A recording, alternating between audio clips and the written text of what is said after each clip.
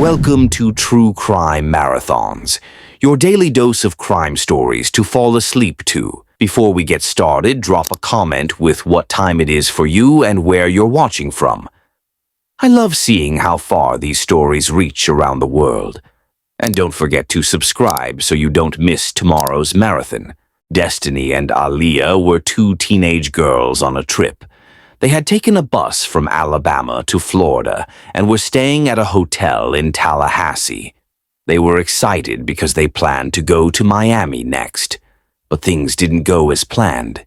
Late one night, the hotel staff knocked on their door and told them they had to leave. Destiny and Aaliyah were confused. No one had warned them about being too loud or causing trouble. Usually, if there's a noise complaint, the hotel calls the room first. But this time, someone just showed up and said, "You have to go." Destiny tried to explain to the police officers who had arrived. "We didn't know we were being loud," she said. "No one called us." "We didn't get a warning."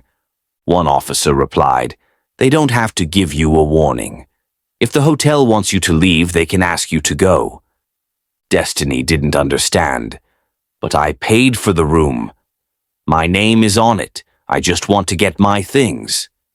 The officer said, "You're being trespassed. That means they don't want you here anymore. If you don't leave, you could be arrested." Destiny got upset. She didn't want to go to jail. She just wanted to talk and explain what happened, but the officers were firm. "You need to get your stuff and leave," they said. Aaliyah was scared too. She didn't want to be left alone. "Can I go with her?" she asked. "I don't want to be by myself." The officers tried to stay calm. "We'll help you find somewhere to stay," one said, "but you can't go to jail just because your friend is going." Aaliyah didn't want to hear that. She begged, "Please take me to jail." "I want to go with her." The officers were surprised. "Most people don't ask to go to jail," one said. "We're trying to help you." Destiny was taken outside in handcuffs. She was crying and upset. "I didn't know the rules in Florida," she said. "I'm sorry. I'll leave forever. Just don't take me to jail." But it was too late. The officers had already decided. Destiny was arrested for trespassing after being warned. Aaliyah stood outside, still begging to go with her friend. "I don't have anywhere else to go," she said. "Everything is in her name. I don't know what to do." One officer tried to explain. "You're an adult. You have to figure things out. We'll help you find a place to stay tonight." Aaliyah said she only had $140. She needed $80 for the bus to Miami. That left her with just $60 for a hotel. "That's not enough," she said. "I'd rather sleep at the police station." The officers kept trying to help. They called around to find a hotel that would take her. But it was hard. Most places were full or too expensive. Aaliyah was tired and scared. She didn't know what to do without Destiny. But the officers reminded her, "You have to be strong. You can't always be with someone else. You have to take care of yourself." As the night went on, Destiny was taken to jail, and Aaliyah was left to figure out her next steps. It was a tough night, but it was also a lesson about rules, responsibility, and growing up. After Destiny was taken away, Aaliyah stood outside the hotel, feeling lost and scared. She didn't know what to do next. Everything had been booked in Destiny's name: the hotel room, the bus tickets, even the money. Aaliyah didn't have much on her own. She kept saying, "I came here with her. I don't know anything about this place." One of the officers tried to calm her down. "We'll help you find a place to stay," he said. "You don't have to go to jail." But Aaliyah didn't want to be alone. "Please," she begged, "I want to go with her. I'll do anything to go to jail." The officer shook his head. "That's not how it works. We don't take people to jail just because they ask." Aaliyah kept talking, trying to explain how scared she was. "I don't have an ID. I don't have money. I don't know anyone here.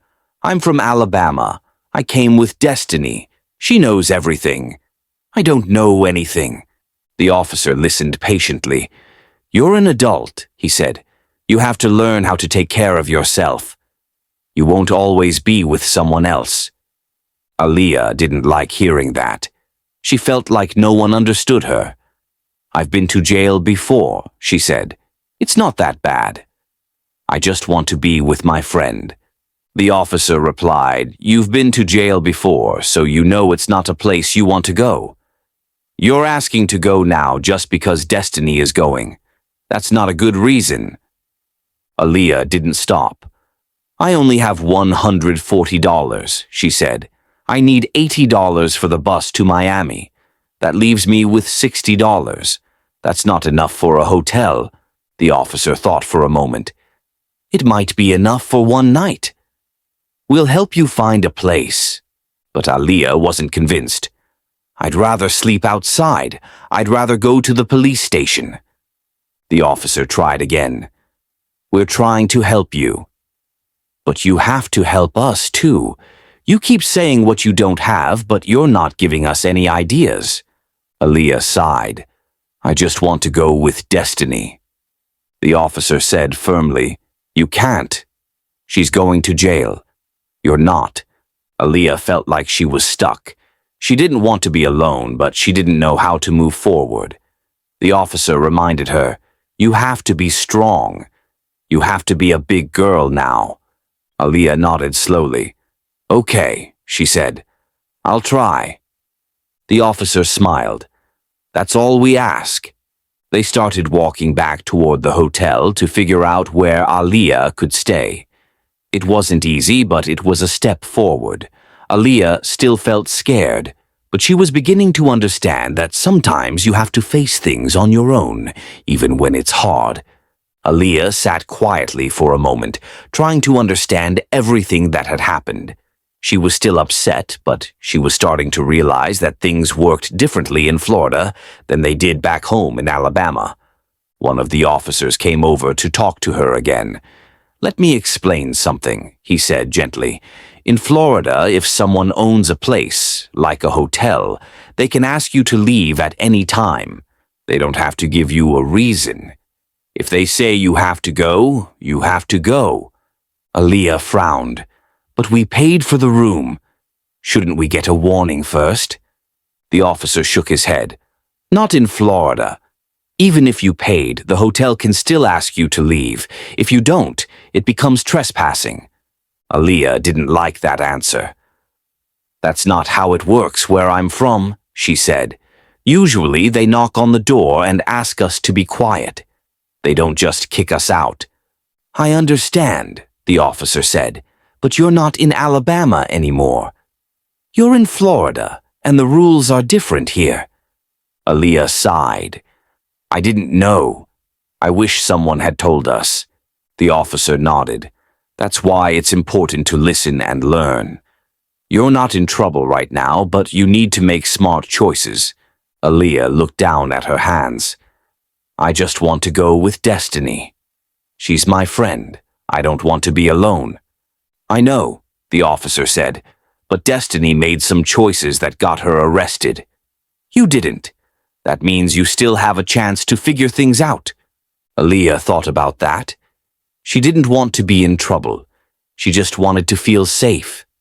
Okay, she said quietly. I'll try. The officer smiled. Good. That's all we ask. They walked back toward the hotel together. Aaliyah was still nervous, but she was starting to understand that she had to take care of herself now. She couldn't rely on Destiny for everything. She had to be brave and make her own decisions. Inside the hotel, the officers helped Aaliyah gather her things. She packed her bags slowly, thinking about what to do next. She still had a little money, and she still had her bus ticket to Miami. Maybe she could find a place to stay for the night and leave in the morning. One officer said, We'll help you find a hotel that's not too expensive. You just need a place to sleep until tomorrow. Aaliyah nodded. Okay, thank you. As they walked downstairs, Aaliyah felt a little stronger. She was still scared, but she wasn't alone. The officers were helping her, and she was learning how to handle things on her own. Aaliyah followed the officers down the hallway, her bags in hand. She was quiet now, thinking about everything that had happened. Destiny was gone, taken to jail for not leaving the hotel when asked. Aaliyah didn't want to be alone, but she was starting to understand that she had to figure things out for herself. One officer walked beside her and said, "You're doing the right thing. You're staying calm and trying to move forward." Aaliyah nodded. "I'm trying. It's just hard." "I know," the officer said, "but you're not in trouble. You're making good choices now."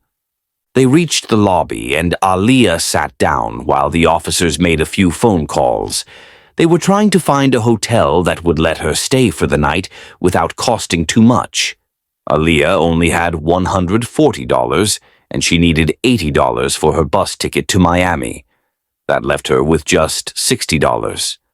One officer said, "We'll find something, even if it's just for one night." Aaliyah looked up. "Thank you."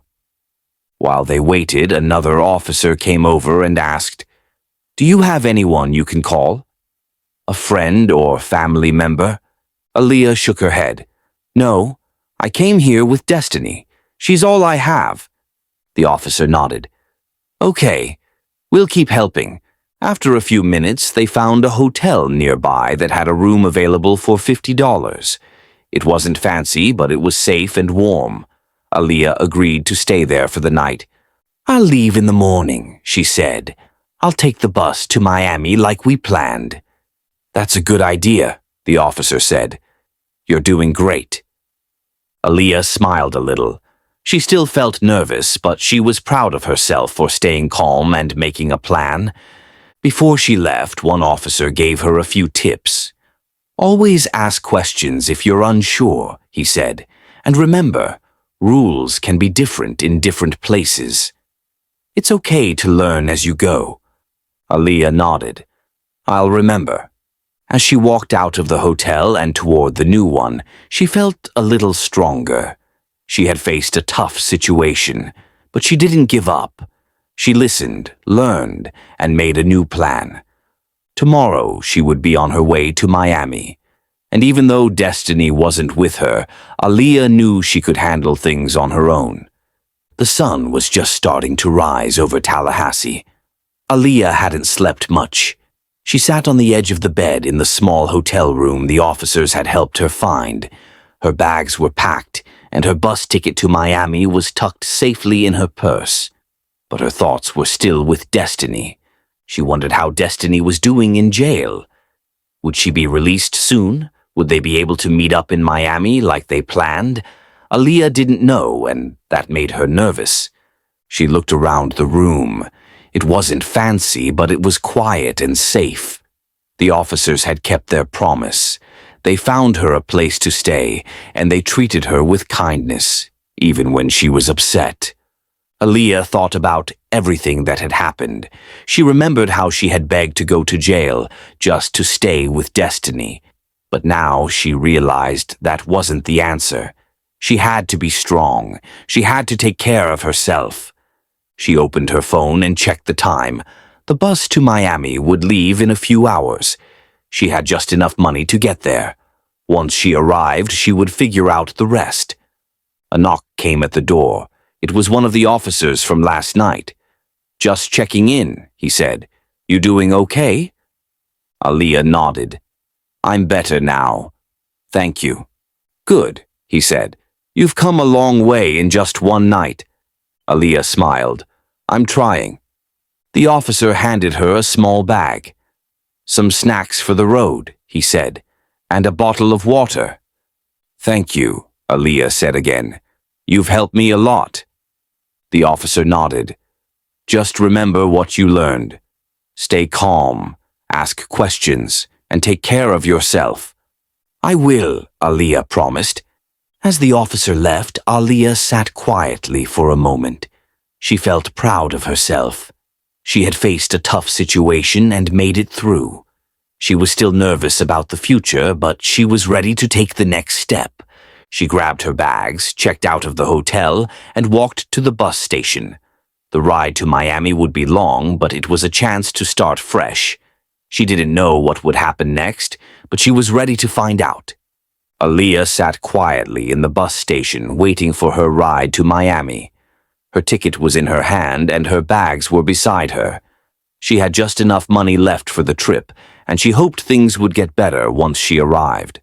The station was busy, with people coming and going. Some were talking loudly, others were asleep in their seats. Aaliyah didn't talk to anyone. She just watched and listened, thinking about everything that had happened. She missed Destiny.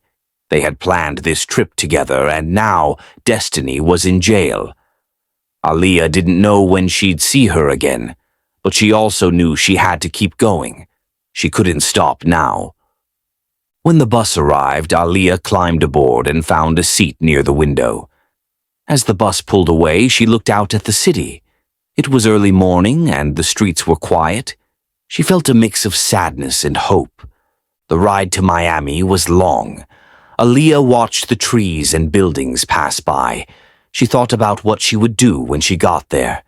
She didn't have a hotel booked, and she didn't know anyone in the city, but she was determined to figure it out. She remembered what the officers had told her. Stay calm. Ask questions. Take care of yourself. Those words stuck with her. She repeated them in her mind like a little chant.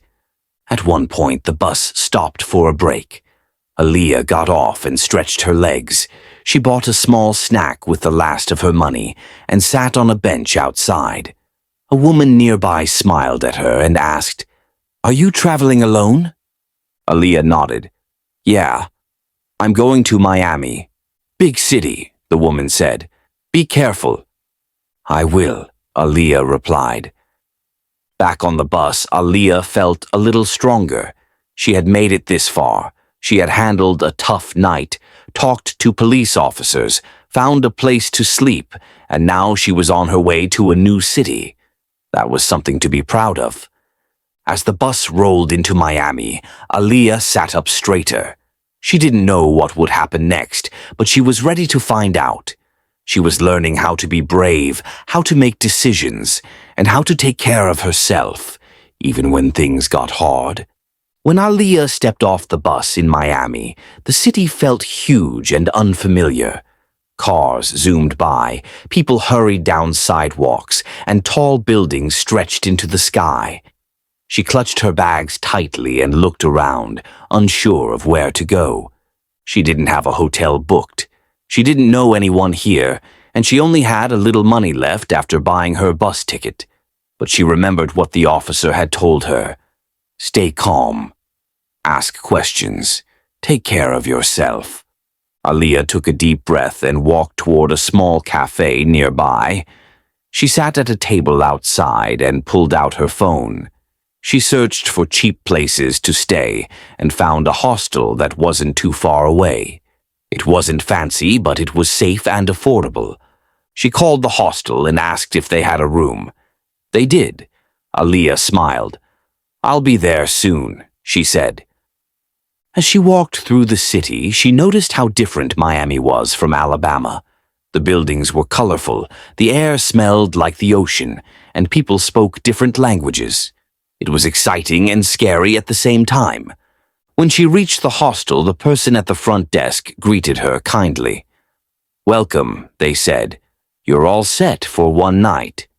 Aaliyah thanked them and went to her room. It was small, with a bunk bed and a window that looked out onto the street. She sat down and let out a long sigh. She had made it. Later that evening, she called the police station in Tallahassee to ask about Destiny. They told her Destiny had been released and was okay. Aaliyah felt a wave of relief. "Thank you," she said. She sent Destiny a message.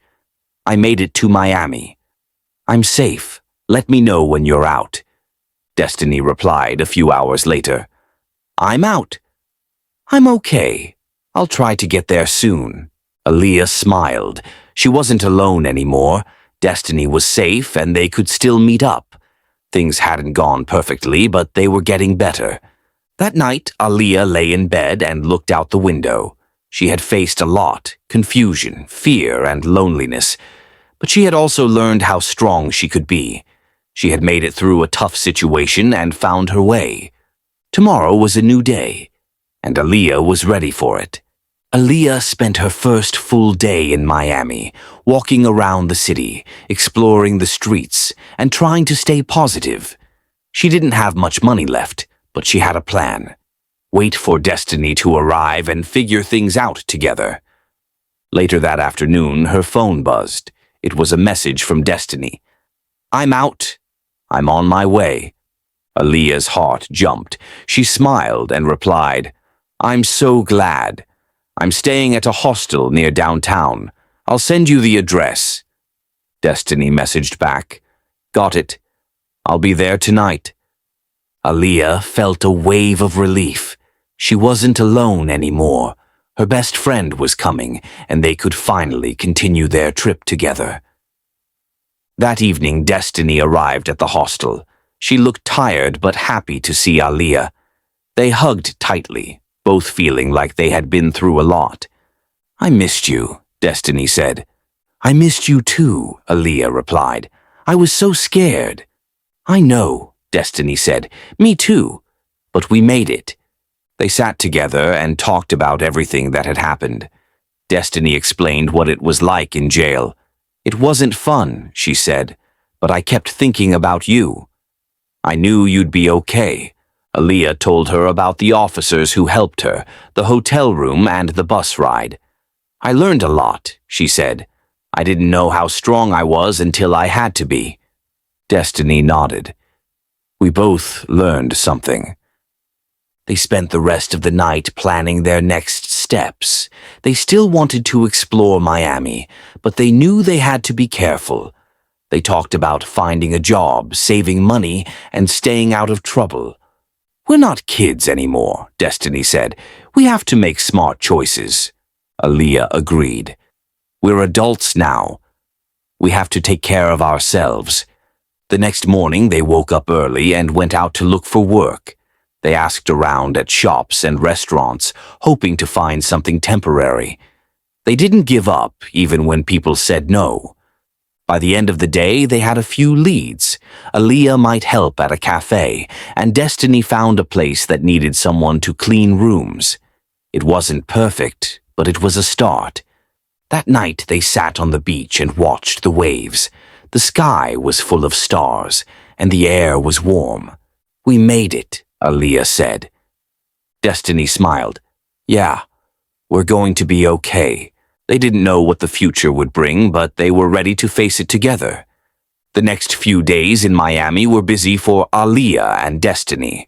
They were focused on finding work, saving money, and staying out of trouble. The city was full of energy, and even though they didn't know anyone, they felt like they could build something new here. Destiny started working at a small motel, helping clean rooms and organize supplies. It wasn't glamorous, but it paid enough to cover food and a place to sleep. Aaliyah got a part-time job at a cafe, washing dishes and helping with deliveries. She liked the people there. They were kind and didn't ask too many questions. Every evening, the girls met up and talked about their day. They shared stories, laughed about little things, and reminded each other to stay focused. They were learning how to be responsible, how to manage money, and how to handle problems without panicking. One night, Aaliyah said, "I feel like we're growing up fast." Destiny nodded. "We had to." That night at the hotel changed everything. Aaliyah agreed. "I used to think I couldn't do anything without you. But now I know I can." Destiny smiled. "And I know I can count on you when things get tough." They talked about their future. Maybe they'd stay in Miami for a while. Maybe they'd go back to Alabama or try another city. But for now, they were okay. They had jobs, a place to sleep, and each other. One weekend, they went to the beach again. The sun was bright and the waves were calm. They sat in the sand and watched families play nearby. "This feels like peace," Aaliyah said. "It does," Destiny replied. "We earned it." They didn't forget what happened in Tallahassee. It was a hard lesson, but it taught them how to be stronger, smarter, and more independent. They knew they'd face more challenges in life, but now they had the tools to handle them. As the sun set, Aaliyah looked at Destiny and said, "We're going to be okay." Destiny nodded. "We already are." Aaliyah and Destiny had come a long way, from a confusing night at a hotel in Tallahassee to finding their way in Miami. They had faced fear, frustration, and uncertainty, but they never gave up. Now, with jobs and a safe place to stay, they were building a new life. Each day brought new challenges, but they handled them together. They learned how to budget their money, how to ask for help when they needed it, and how to stay calm when things didn't go as planned. One afternoon, Destiny said, "I feel like we're finally getting it." Aaliyah smiled. "Yeah, we're figuring things out." They still missed home sometimes. Alabama felt far away and they didn't have family nearby. But they had each other, and that made a big difference. They started saving money for a better place to live. They talked about going back to school or finding full-time jobs. They even made a list of goals. Get a new apartment, finish school, travel more, but only when they were ready. One weekend, they visited a local community center that offered free classes and support for young adults. They signed up for a workshop on job interviews and another on managing money. It felt good to learn new things and meet people who wanted to help. Aaliyah said, "We're not just surviving anymore. We're growing." Destiny nodded. "We're becoming who we're meant to be." They didn't forget the night everything changed. It was a hard moment, but it taught them how to be stronger, how to speak up, and how to take responsibility. They knew they'd face more tough times, but now they had the tools to handle them. One evening, they sat on the beach again, watching the sunset. The sky turned orange and pink, and the waves gently rolled in. "We've come a long way," Aaliyah said. Destiny smiled. "And we're just getting started." They didn't know exactly what the future would hold, but they were ready for it. Together, Aaliyah and Destiny had settled into a rhythm. Each morning they woke up early, got dressed, and headed to their jobs. Destiny worked at the motel, cleaning rooms and helping guests. Aaliyah spent her time at the cafe, washing dishes and sometimes helping with deliveries. It wasn't glamorous, but it was steady. They had moved into a shared room at a small hostel. It wasn't much, just 2 beds, a shared bathroom, and a tiny window. But it was theirs. They decorated it with postcards and photos, trying to make it feel like home. One evening, Aaliyah sat on her bed, counting the money she had saved. "We're getting close," she said. "If we keep saving, we can get our own place." Destiny smiled. "I've been looking at apartments. There's one not far from here. It's small, but it's clean." "Let's go see it," Aaliyah said. The next day, after work, they visited the apartment. It was a studio with a tiny kitchen and a bathroom. The walls were plain, but the space felt peaceful. The landlord was kind and said they could move in as soon as they had the deposit. Back at the hostel, they made a plan. "We'll save for 2 more weeks," Destiny said. "Then we'll move in." Aaliyah nodded. "I can't wait." They worked hard, skipped extras like eating out or shopping, and focused on their goal. Every dollar mattered. They reminded each other why they were doing this, to have a place of their own, to feel safe, and to keep growing. One night, Destiny said, "Remember when we were in Tallahassee? I didn't think we'd make it." Aaliyah nodded. "Me neither. But look at us now." They were proud of how far they'd come. They had faced fear, confusion, and loneliness, but they had never given up. 2 weeks passed quickly. Aaliyah and Destiny had worked hard, saved every dollar they could, and finally had enough money for the deposit on their new apartment. It wasn't big, but it was theirs, a place they could call home. On move-in day, they packed their things from the hostel and took a cab to the apartment. The landlord greeted them with a smile and handed over the keys. "Welcome," he said. "Let me know if you need anything." Destiny unlocked the door and they stepped inside. The apartment was quiet and clean. The walls were plain and the furniture was simple, but it felt like a fresh start. "We did it," Aaliyah said, dropping her bags. Destiny nodded. "We really did." They spent the afternoon unpacking, setting up their beds, and organizing their few belongings. They hung up photos, placed their clothes in drawers, and even bought a small rug to make the space feel cozy. That night, they sat on the floor eating sandwiches and talking about their journey. "Remember when we were begging to stay at that hotel?" Destiny said. Aaliyah laughed. "And when I asked to go to jail just to be with you?" They both laughed, but then grew quiet. "We've come a long way," Aaliyah said. Destiny nodded. "We've learned a lot." They talked about their goals. Destiny wanted to finish school and study hospitality. Aaliyah dreamed of becoming a writer. They promised to support each other no matter what. The next morning they woke up early and made breakfast in their tiny kitchen. It was just toast and eggs, but it felt special. It was their first meal in their new home. As they sat at the table, Destiny said, "This is just the beginning." Aaliyah smiled. "I'm ready for whatever comes next." Aaliyah and Destiny had finally moved into their own apartment. It was small, but it was quiet, safe, and theirs.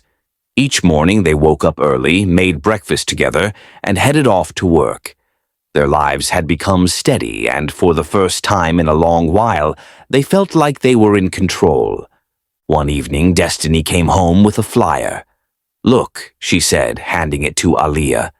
"There's a community college nearby. They're offering free classes for people who want to finish high school or learn job skills." Aaliyah's eyes lit up. "Do you think we could do it?" Destiny nodded.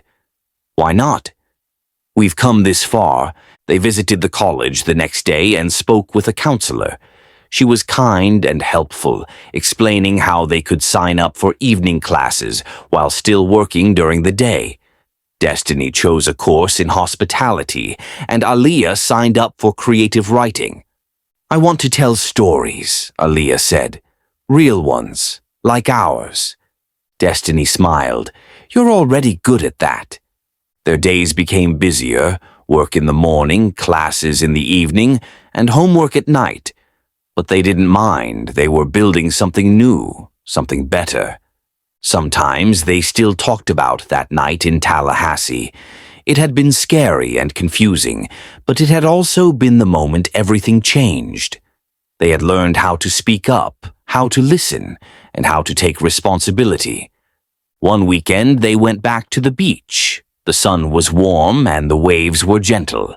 They sat in the sand and watched the sky turn orange as the sun began to set. "I'm proud of us," Aaliyah said. Destiny nodded. "Me too." They didn't know exactly what the future would hold, but they knew they were ready for it. Together they had faced fear, learned hard lessons, and grown stronger. Now they were looking ahead, with hope, courage, and a plan. It was a regular morning on January 27th, 2025. A police officer named Officer Pear was watching cars near a busy intersection. He noticed a car driving through a parking lot to skip waiting at a red light. That's not allowed, so he turned on his lights and pulled the car over. Inside the car was a woman. She seemed surprised and said, "Good morning." "Everyone does it. There's a car right behind you that did the same thing." She was trying to explain that she wasn't the only one taking the shortcut. Officer Pear replied calmly, "I've been sitting here the whole time watching traffic." He asked her for her driver's license, registration, and insurance. The woman looked nervous. She said she didn't have her driver's license with her. She explained that she had just moved to the area and came straight from a military base. She said she had switched her purse and forgot to bring her license. Officer Pear wasn't happy about that. He told her, "Not having a license makes me think you don't have a valid one." She tried to explain again, but the officer said she was being too smart with her words and warned her that she could get a ticket. The woman didn't mean to be rude. She just wanted to explain her situation. But things were getting tense. Officer Pear told her she was going to get 2 tickets, one for cutting through the parking lot and one for not having her license. Then he asked her to turn off the car and step outside. She was confused and asked why. The officer said he needed to talk to her and read her rights. She didn't understand why she had to get out just because she didn't have her license. The officer repeated his request. "Step out of the vehicle," he said firmly. She asked again, "Are you arresting me?" But the officer didn't answer directly. He just kept telling her to get out. The woman started to panic. She was scared and didn't want to leave the car. She cried and asked for help. She begged the officer not to touch her. Another officer arrived to help. They warned her that if she didn't get out, they would have to pull her out. She said the officer had already forced the door open and was trying to drag her out. Eventually, they pulled her from the car. She was crying and upset. The officer said she was resisting and that she would be taken to jail. They checked her information and found out she didn't have a valid driver's license. She had a military ID, but that wasn't enough to drive. Her license from Texas had expired in 2022, and she hadn't renewed it. The officers talked about how she had lived in different states, Virginia, Hawaii, and now Florida, but none of those places showed a current license for her. Her husband arrived on a motorcycle. He tried to explain that military families have special rules and that her license should still be valid, but the officers said it was too late. Her license had been expired for too long, and she hadn't followed the rules for renewing it. They decided to take her to jail for driving without a valid license and for not listening when they asked her to get out of the car. Her husband said he would take care of the car and follow up later. The officers finished their report and prepared to leave. This was just the beginning of a tough day for the woman. She didn't mean to break the rules, but things got out of control quickly. In the next part, we'll learn more about what happened after she was taken to jail and how her family tried to help her. After the woman was taken out of her car, the officers brought her to the police station. She was still upset and confused. She didn't understand why everything had happened so fast. She kept thinking, "I just forgot my license. I didn't mean to break the law." At the station, the officers talked about what had happened. One officer said, "She gave me a hard time from the beginning. She handed me a military ID instead of a driver's license." Another officer added, "She said she always uses that ID, but it's not valid for driving." They checked her name in the system and found out that her Texas driver's license had expired in 2022. That was 3 years ago. She hadn't renewed it, and she didn't have a license from any other state. The officers were surprised. They said, "Why wouldn't she just go get a new license?" It's been 3 years. They also talked about how she had lived in different places, Virginia, Hawaii, and now Florida. But none of those states showed a current license for her. One officer said, "She acted like she was special and didn't need a license." Another said, "She should know better, especially since her husband works in the military." Later, another officer spoke to the woman again. He asked, "Do you have a license at all?" She said, "Yes, from Texas. I can give you my social security number. I don't know why the other officer didn't ask for it." She explained that she had just switched purses and forgot to bring her license. She didn't mean to cause trouble. She said, "I wasn't resisting. I just wanted to know why she was arresting me." The officer listened and said, "You were detained because you gave her a hard time. She asked you to step out, and you refused." The woman said, "I didn't know I was being arrested." She didn't say that at first. She just said she wanted to read me my rights. I was confused. Meanwhile, her husband arrived at the station. He was riding a motorcycle and looked worried. He asked the officers, why was she pulled over? They explained that she had cut through a parking lot to avoid a red light and didn't have a valid license. Her husband said, she does have a license. It's from Texas, and because she's a military spouse, it should still be valid. The officers disagreed. They said, it's been expired for over 3 years. That's too long. Even military rules don't allow that. Her husband tried to show them a rule on his phone that said military members and their families could keep their licenses longer if they were stationed outside their home state. But the officers said that only works if she's deployed. She's not. They explained that even if someone is in the military, they still need a valid license to drive. You can have a license from another state, one officer said, but it has to be current. The husband said, she didn't know it was expired. We just moved here. She's not trying to break the law. The officer said, she refused to get out of the car and that's resisting. That's why she's going to jail. The husband was frustrated but stayed calm. He said he would take care of the car and follow up later. The officers let him drive the car away while they kept the woman at the station. This was a hard moment for the woman and her family. She didn't mean to cause trouble, but forgetting her license and not listening to the officers made things worse. In the next part, we'll see what happens after she's booked at the station and how her husband tries to help her clear things up. Back at the police station, things were still tense. The woman sat quietly, trying to understand what had gone wrong. She wasn't trying to break the law. She had just forgotten her license and didn't know it was expired. The officers were talking among themselves. One said, she's been living in Florida since last year. That means she should have a Florida license. Another officer added, her Texas license expired in 2022. That's 3 years ago. They looked up the rules. In most places, if you move to a new state, you're supposed to get a new license within a few months. But military families have special rules. If someone is in the military or married to someone in the military, they can sometimes keep their license from another state longer. One officer said, that only works if she's deployed.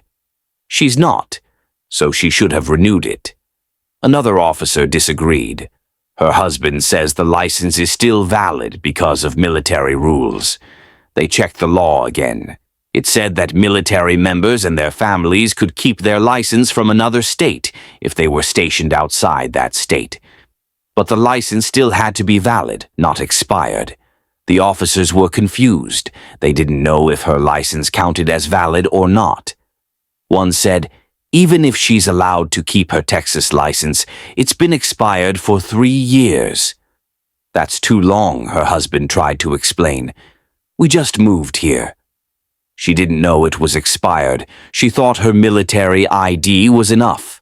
The officer said, that ID can't be used to drive. It's not a driver's license. The woman was still upset. She said, I wasn't trying to resist. I just wanted to understand what was happening. I didn't know I was being arrested.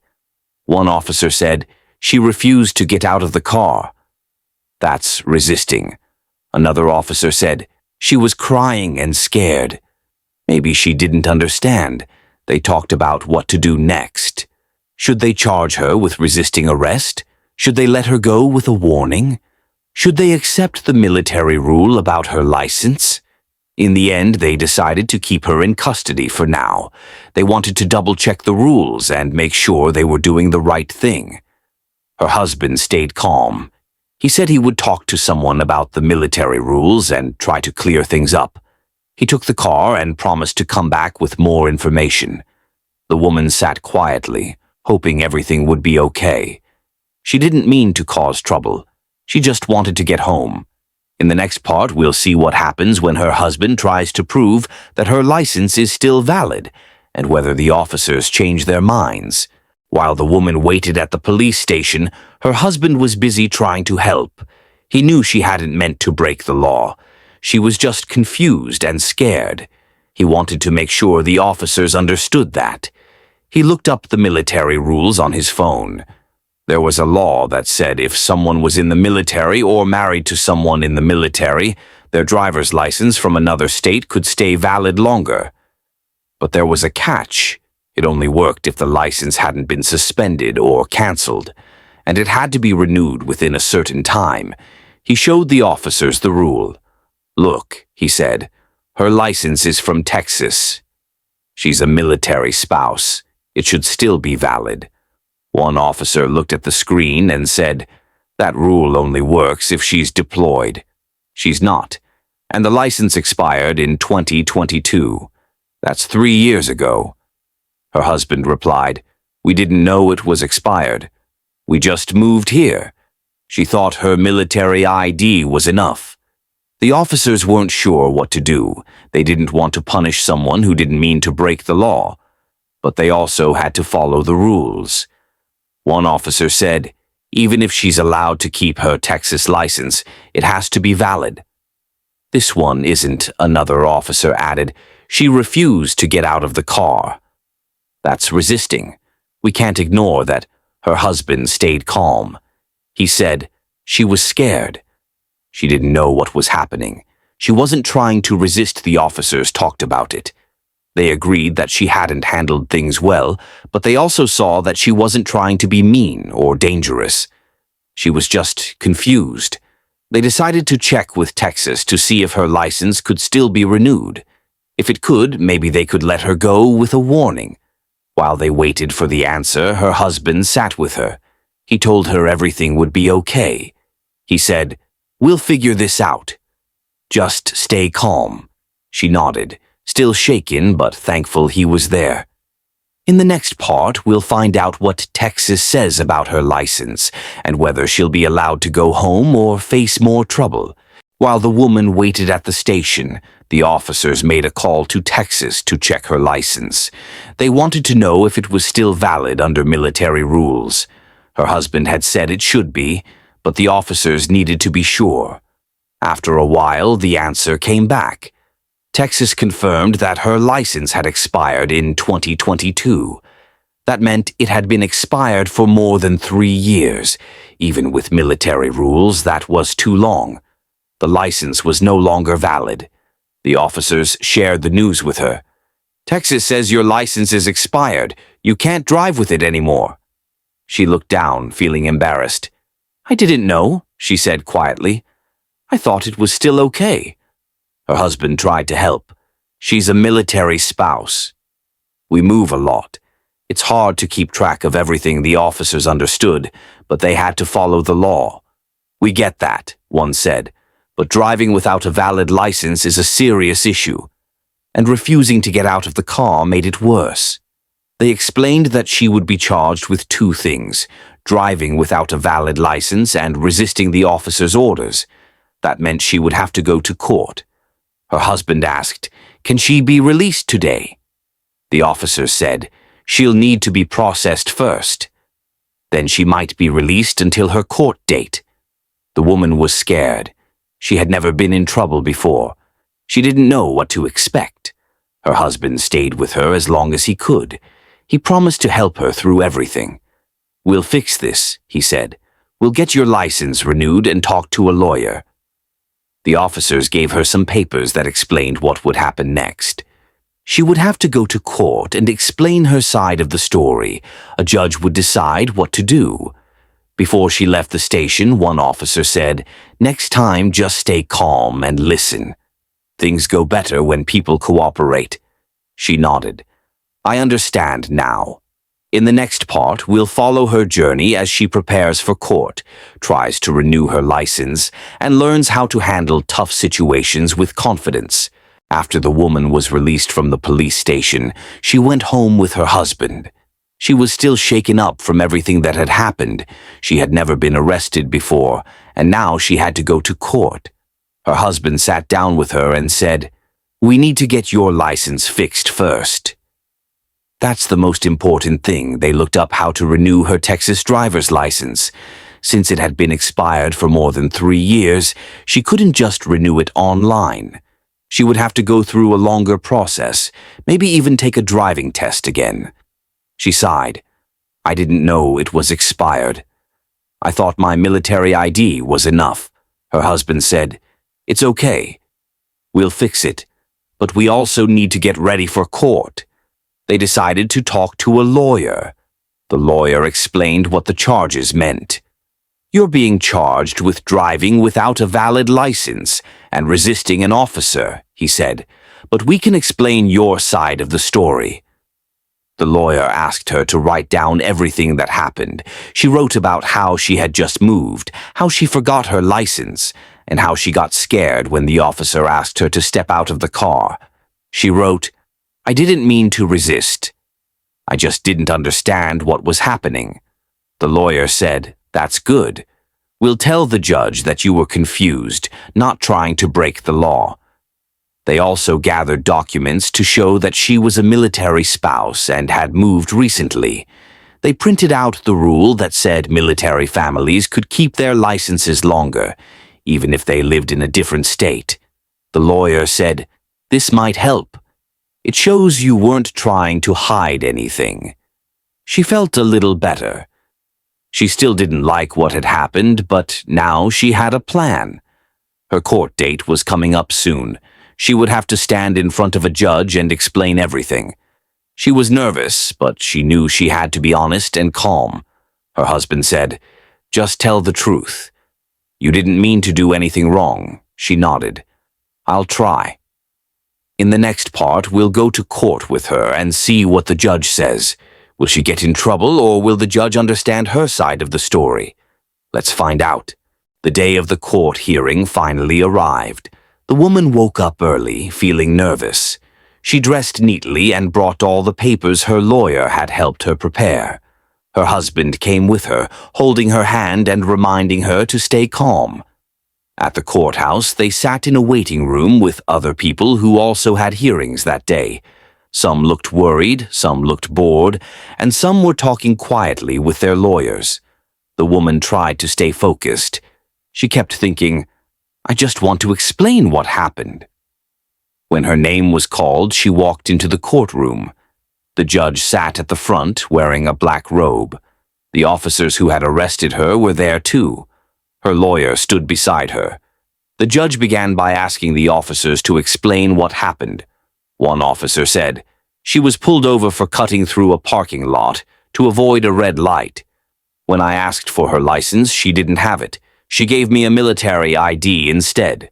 The judge nodded. "And then?" "She refused to step out of the car when I asked," the officer continued. "She was crying and yelling. We had to pull her out. That's why she's charged with resisting." The judge turned to the woman. "Do you understand the charges?" She nodded. "Yes, Your Honor." Her lawyer spoke next. "My client is a military spouse. She recently moved to Florida and didn't realize her Texas license had expired. She wasn't trying to break the law. She was confused and scared." The judge asked, "Why didn't you get out of the car when the officer asked?" The woman took a deep breath.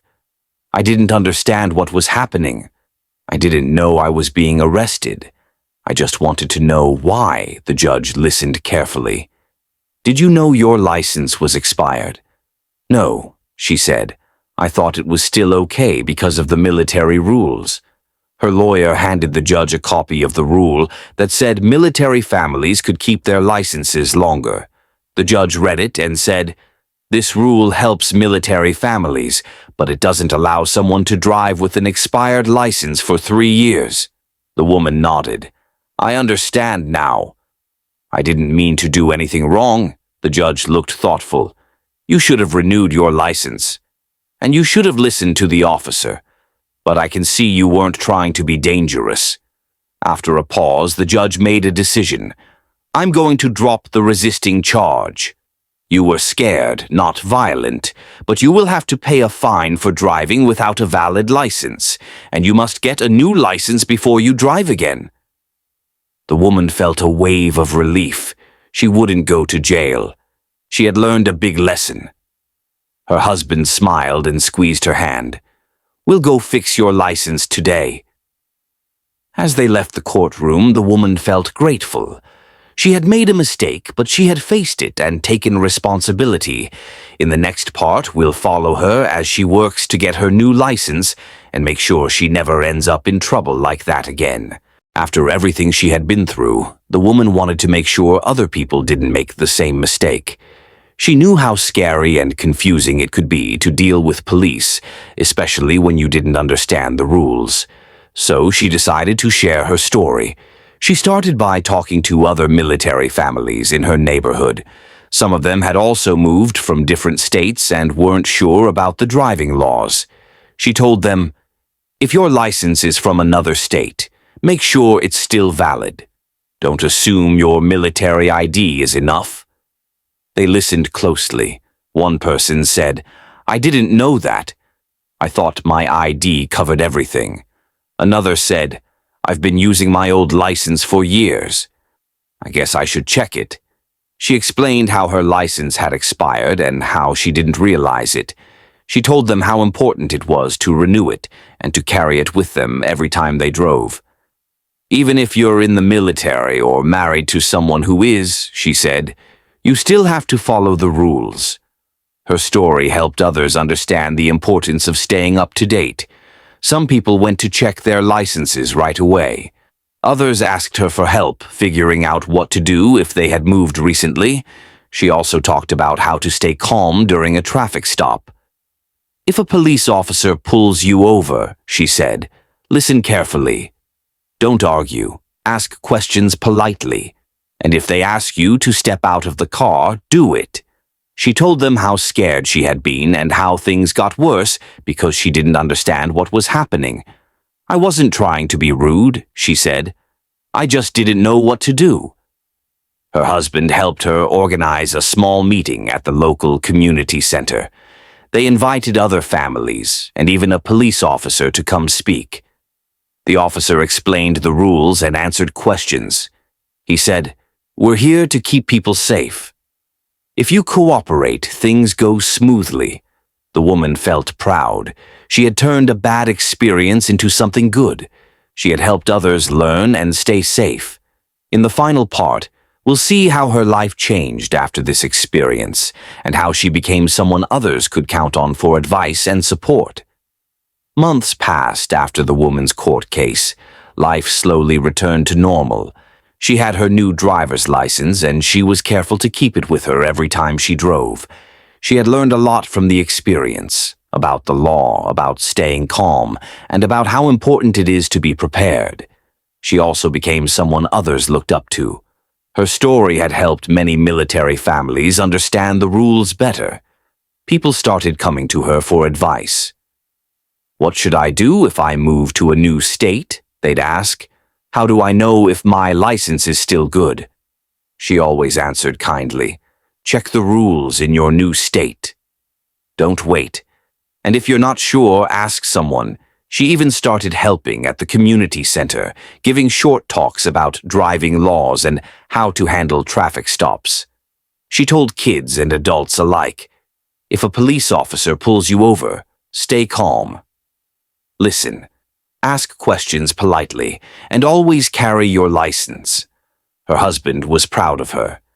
"You turned something scary into something helpful," he said. "That's amazing." One day a young woman came up to her after a meeting. "I was so scared when I got pulled over last week," she said, "but I remembered what you said. I stayed calm, and everything went fine." The woman smiled. "That's all you can do. Stay calm, be honest, and follow the rules." She had come a long way from being pulled out of her car in tears to standing in front of a room full of people, helping them feel stronger and smarter. Her story wasn't just about a mistake. It was about learning, growing, and helping others. And now, every time she drove, she felt confident. She knew the rules, she knew her rights, and she knew how to handle tough moments with courage. It was a new beginning, and one she had earned. After everything she had gone through, the traffic stop, the court case, and renewing her license, the woman felt stronger. She had faced a tough situation and learned from it. Now she wanted to make sure she never ended up in that kind of trouble again. She and her husband made a checklist for every time they moved to a new state. It included things like check the expiration date on your driver's license, learn the driving laws in your new state, update your car registration and insurance, keep your license and ID in your purse or wallet. Know what to do if a police officer pulls you over. They shared the checklist with other military families. People found it helpful, especially those who moved often and didn't always know the rules in each new place. She also started volunteering at a local military support group. She helped new families settle in, answered questions, and reminded them to check their paperwork. "It's easy to forget things when you're busy moving," she said, "but it's important to stay safe and follow the rules." One day, a young couple came to her for help. They had just moved from another state and weren't sure if their licenses were still valid. She walked them through the steps and even went with them to the license office. "Thank you," they said. "We didn't know where to start." She smiled. "I've been there. You're not alone." Her experience had changed her. She was more confident, more careful, and more willing to help others. She knew that mistakes could happen, but what mattered most was how you handled them. She also felt more comfortable around police officers. She understood their job better and knew how to stay calm during a traffic stop. "They're just doing their job," she told others. "If you listen and cooperate, things go much smoother." Her husband was proud of her. "You turned a scary moment into something powerful," he said. "You're helping people every day." And she was. She had become a leader in her community, someone people trusted and looked up to. Her story wasn't just about a traffic stop. It was about learning, growing, and using her experience to make a difference. She had moved forward with confidence. And now, every time she got behind the wheel, she felt ready for whatever came next. After everything she had gone through, the traffic stop, the court case, and renewing her license, the woman felt stronger. She had faced a tough situation and learned as time went on. The woman's story continued to spread. People in her community respected her not just because she had gone through something difficult, but because she had used it to help others. She had become a voice for military families who often felt lost in a maze of rules and paperwork. One day, she was invited to speak at a local event for military spouses. The room was filled with people who had moved from different states, just like she had. Some were new to the area, others had been there for a while but still had questions. She stood at the front and shared her experience. "I didn't know my license was expired. I thought my military ID was enough. I was scared when the officer pulled me over, and I didn't know what to do." She explained how things had escalated, how she had ended up in court, and how she had learned to stay calm and ask questions politely. "I wasn't trying to be rude," she said. "I just didn't understand." People nodded. Some looked surprised, others looked relieved. One woman raised her hand and said, "I've been using my old license for years. I didn't know I had to renew it." Another said, "I always get nervous when I see police lights. I didn't know how important it was to stay calm." The woman smiled and said, "It's okay to be nervous. But if you listen, stay respectful, and ask questions the right way, things usually go better." She handed out copies of the checklist she and her husband had made. It included tips for moving, renewing licenses, and handling traffic stops. People thanked her and said they felt more confident now. After the event, a local reporter asked to interview her. She agreed, hoping her story could reach even more people. In the article, she said, "I made a mistake, but I learned from it. Now I want to help others avoid the same trouble." Her story was published in a local newspaper and shared online. Messages started coming in from people in other cities and states. Some said they had gone through similar experiences. Others said they were grateful for the advice. She realized her voice mattered. She wasn't just helping her neighborhood, she was helping people everywhere. Her husband hugged her and said, You've made a real difference." She smiled. "I just want people to feel safe and prepared." In the next part, we'll see how she uses her experience to work with local leaders and police departments to improve how traffic stops are handled, especially for people who are scared or confused. Her journey isn't over. It's just growing bigger. It was a regular work day at the car parts store. The sun was shining, and people were coming in to buy things like batteries and tools for their cars. One of the workers, a man named Jordan, was outside talking to a police officer. He looked calm, even though something serious was happening.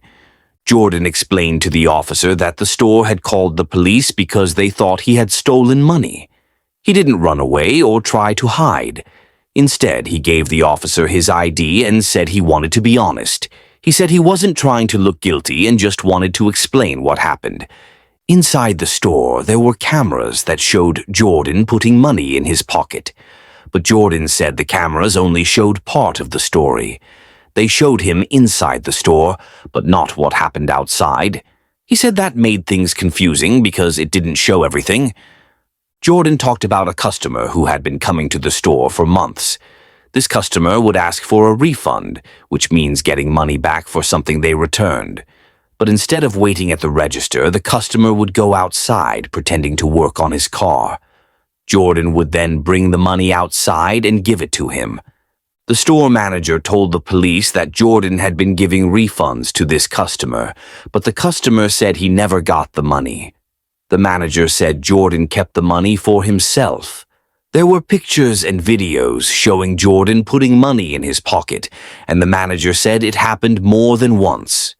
Jordan tried to explain that he wasn't the only one involved. He said that every refund needed a manager's approval. That means a manager had to type in a special code to make the refund happen. Jordan said he couldn't do it alone.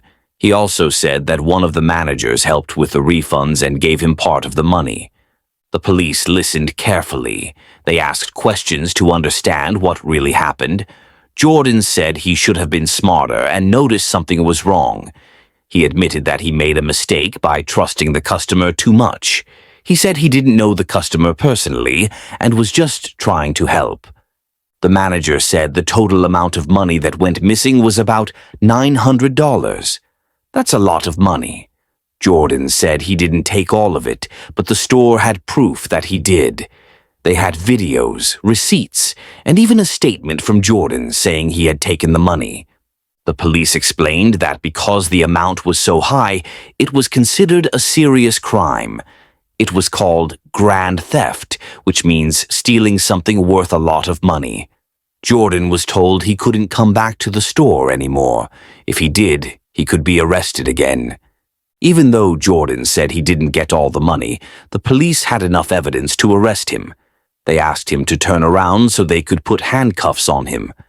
Jordan didn't fight or argue. He said he should have been smarter and that he learned a lesson. As the police took him away, they said he would see a judge the next day. The judge would decide what would happen next. Jordan said he could pay the money back if needed, but it was too late. He was taken to jail and the store was left to figure out how to fix the problem. Before things got serious, Jordan had been working at the car parts store for a while. He knew how to help customers, how to handle money, and how to use the computer system to give refunds. A refund is when someone returns something they bought and gets their money back. Jordan had done this many times before, so it felt like just another part of his job. One day, a man started coming to the store often. He didn't act like most customers. Instead of staying inside and talking to the workers at the counter, he would go outside and pretend to work on his car. He would ask for a refund, but instead of waiting for it at the register, he'd say, "Just bring it out to me." Jordan thought this was strange, but he didn't want to cause trouble. He wanted to be helpful. So he started bringing the money outside to the man. At first, it didn't seem like a big deal. Jordan thought he was just doing his job in a different way. But the store had rules. Refunds were supposed to be done at the register, with the customer standing there. That way, everything could be seen clearly on the cameras. When Jordan gave the money outside, the cameras couldn't see what was happening. That made things confusing later. The man kept coming back asking for more refunds. Jordan kept giving him money outside. After a while, the store managers noticed something wasn't right. They saw that money was missing and the records didn't match what was supposed to happen. They started watching the cameras more closely. One manager saw Jordan putting money in his pocket. That was a big problem. Even though Jordan said he was just holding it to give to the customer, the video didn't show him handing it over. It only showed him taking the money and walking away. The manager started asking questions. They looked at the receipts and the computer records. They saw that the same customer kept getting refunds, and Jordan was always the one helping him. They also noticed that the customer never came inside to get the money. That made them suspicious. Jordan said he wasn't doing anything wrong. He said the customer asked for the money outside, and he was just trying to help. But the managers didn't believe him. They said the customer claimed he never got the money. That meant someone had to be lying. The store decided to call the police. They wanted to figure out what really happened. They gave the police the videos, the receipts, and everything they had. They said Jordan had taken money more than once, and it added up to a lot. Jordan tried to explain that he wasn't the only one involved. He said a manager had to approve the refunds by typing in a special code. That meant someone else knew what was happening. He also said that one of the managers gave him part of the money, like they were sharing it. The police listened and asked more questions. They wanted to know who approved the refunds and why the customer kept coming back. Jordan said he didn't know the customer personally and was just doing what he thought was right. But the police said it didn't matter. The rules were broken and money was missing. Jordan started to realize that things were worse than he thought. He said he should have been smarter and more careful. He said he trusted the customer too much and didn't think about how it looked to others.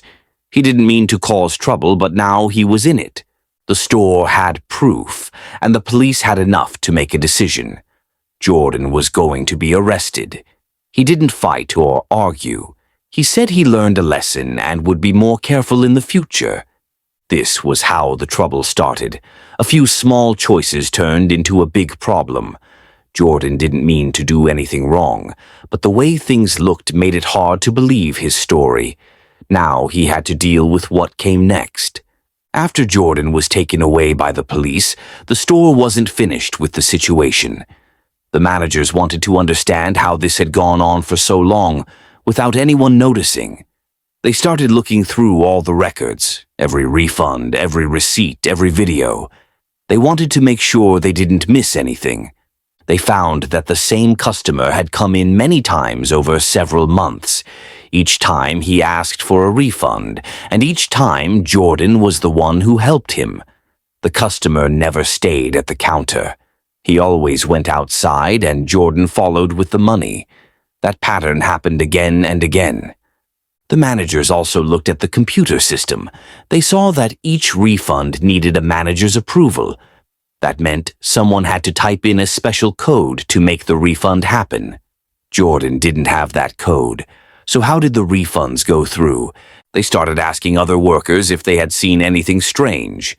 Some said they noticed Jordan going outside with money, but they didn't know why.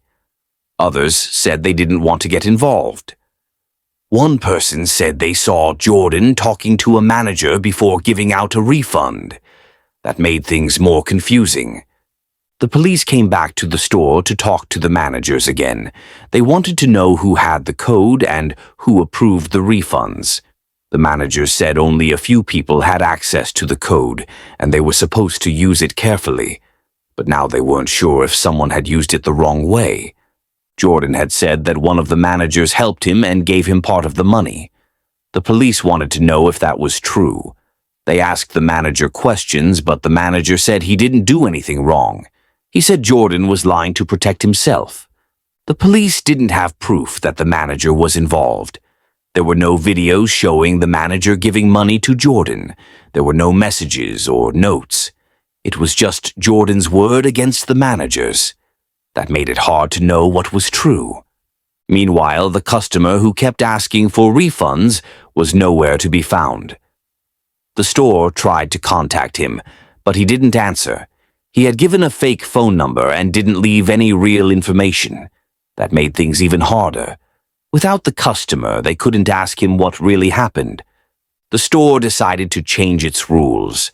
From now on, all refunds had to be done at the counter, with the customer standing there. No more giving money outside. They also made sure only trusted managers could use the refund code. They wanted to make sure this never happened again. Jordan was still in jail, waiting to see the judge. He had told the police everything he knew, but they weren't sure if he was telling the whole truth. He said he didn't mean to steal and just wanted to help. But the videos and receipts told a different story. The store felt sad about the whole situation. Jordan had been a good worker before this happened. He helped customers and worked hard. But one mistake had changed everything.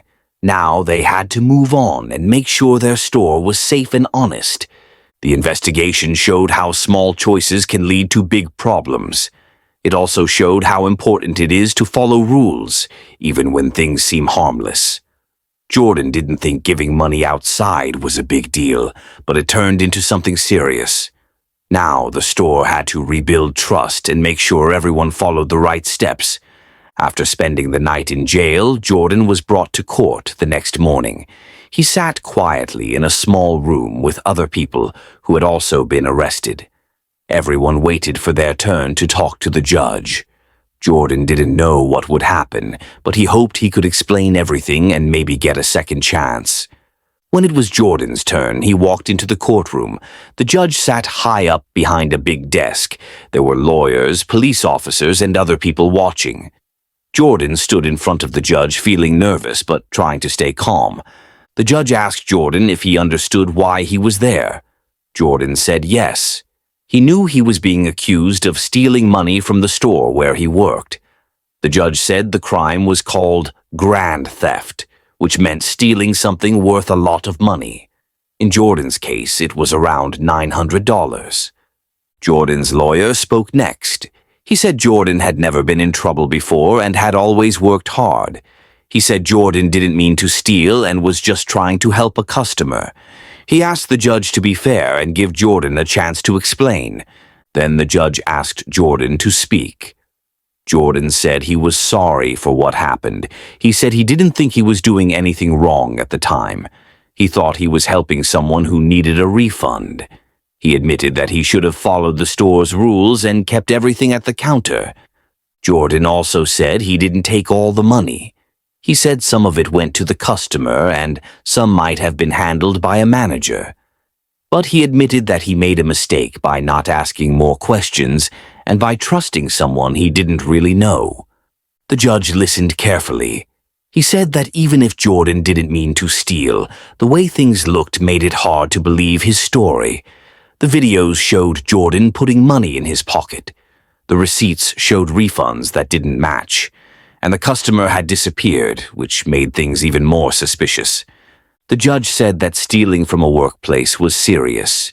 It broke trust and made people feel unsafe. But he also said that Jordan had been honest during the investigation and didn't try to run away. That showed he was willing to take responsibility. Jordan's punishment wasn't decided right away.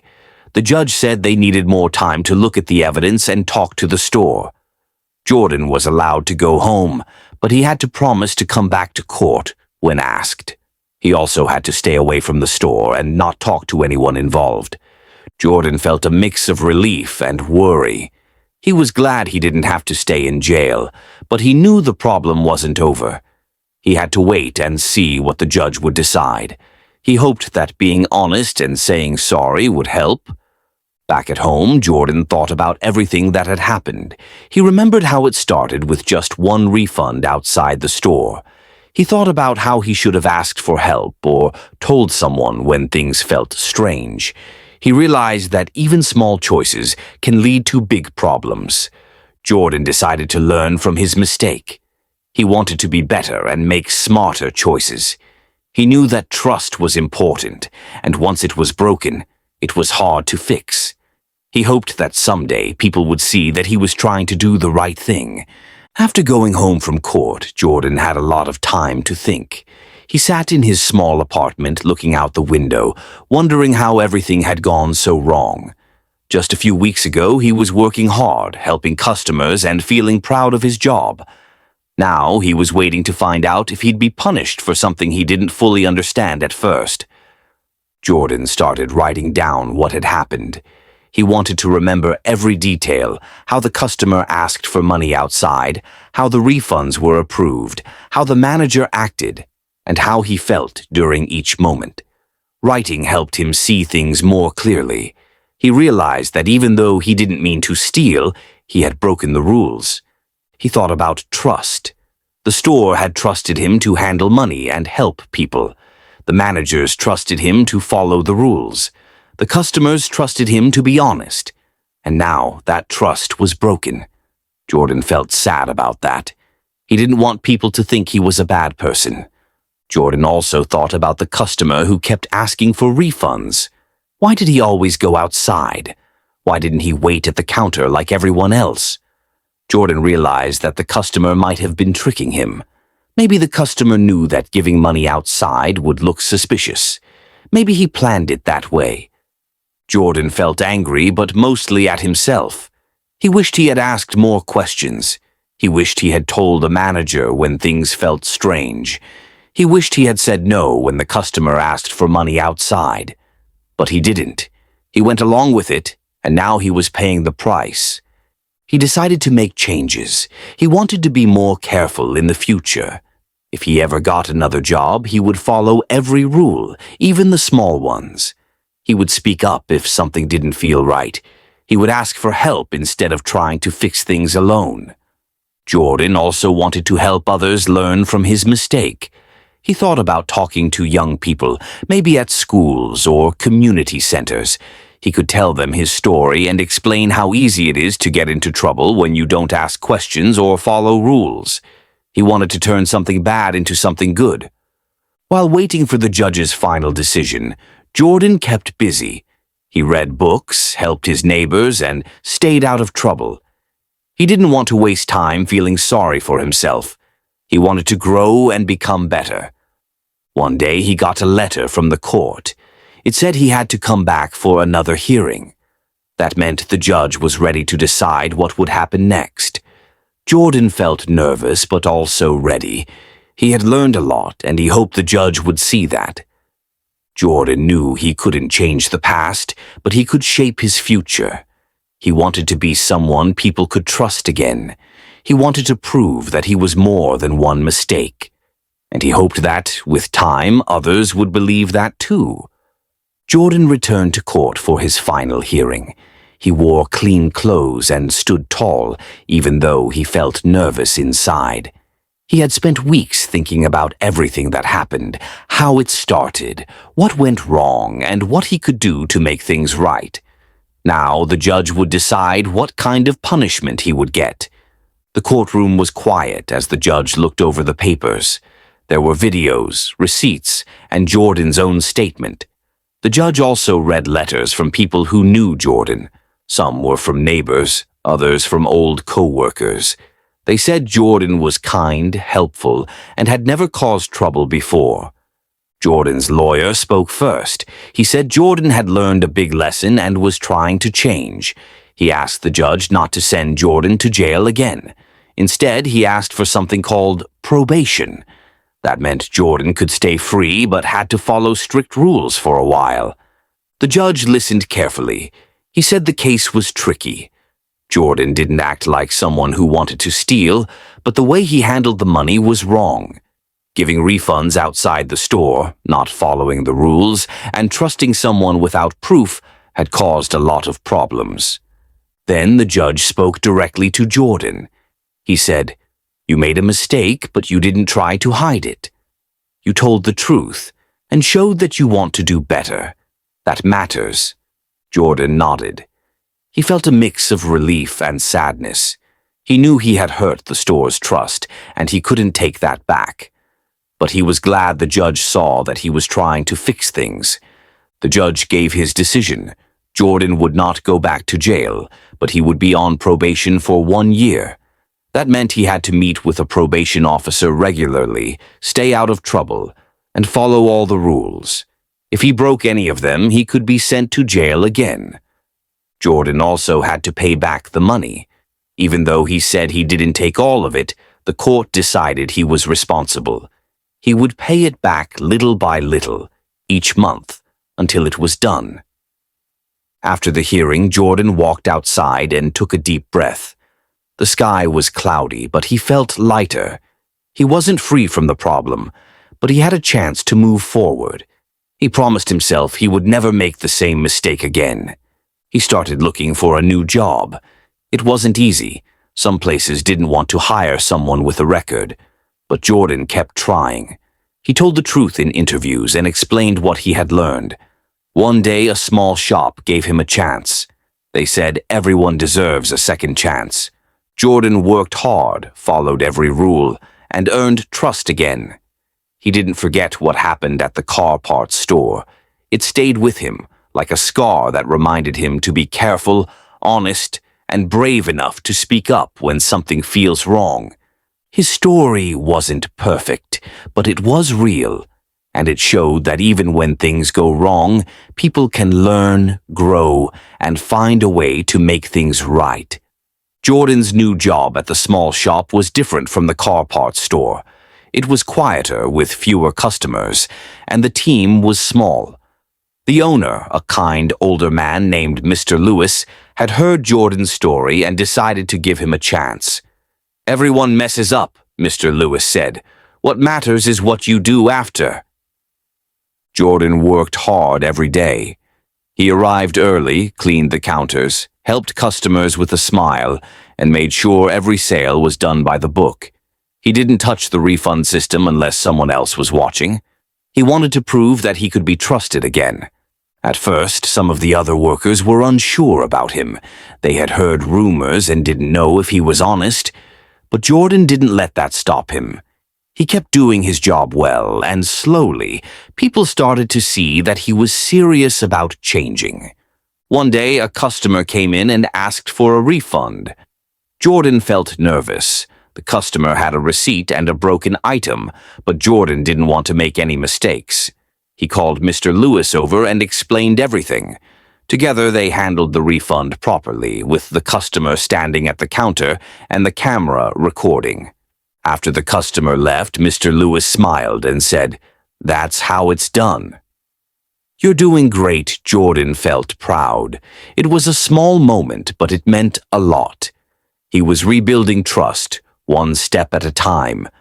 Outside of work, Jordan kept meeting with his probation officer. They talked about his progress, his goals, and how he was feeling. Jordan said he wanted to help others avoid the same mistake.